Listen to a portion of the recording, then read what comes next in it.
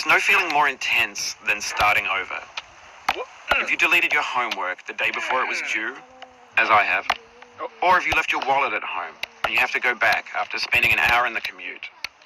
If you won some money at the casino and then put all your winnings on red but it came up black. If you got your best shirt dry cleaned before a wedding and then immediately dropped food on it. If you won an argument with a friend and then later discovered that they just returned to their original view. Starting over is harder than starting up. If you're not ready for that, like if you've already had a bad day, then what you're about to go through might be too much. Feel free to go away and come back. I'll be here. All right, thanks for coming with me on this trip. I'll understand if you have to take a break at any point. Just find a safe place to stop and quit the game. Don't worry, I'll save your progress, always, even your mistakes.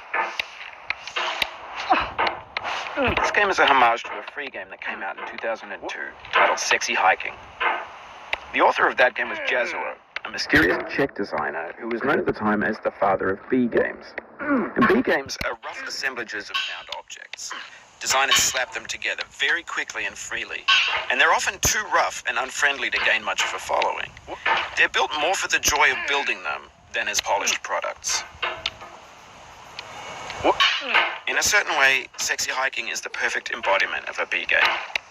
It's built almost entirely out of found and recycled parts, and it's one of the most unusual and unfriendly games of its time. In it, your task is simply to drag yourself up a mountain with a hammer. And that act of climbing, in the digital world or in real life, has certain essential properties that give the game its flavor. No amount of forward progress is guaranteed. Some cliffs are too sheer or too slippery. And the player is constantly, unremittingly in danger of falling and losing everything.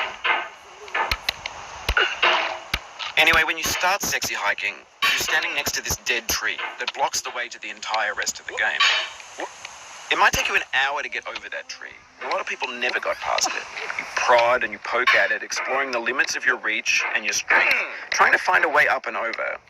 And there's a sense of truth in that lack of compromise. Most obstacles in video game worlds are fake. You can be completely confident in your ability to get through them once you have the correct method or the correct equipment or just by spending enough time. In that sense, every pixelated obstacle in Sexy Hiking is real.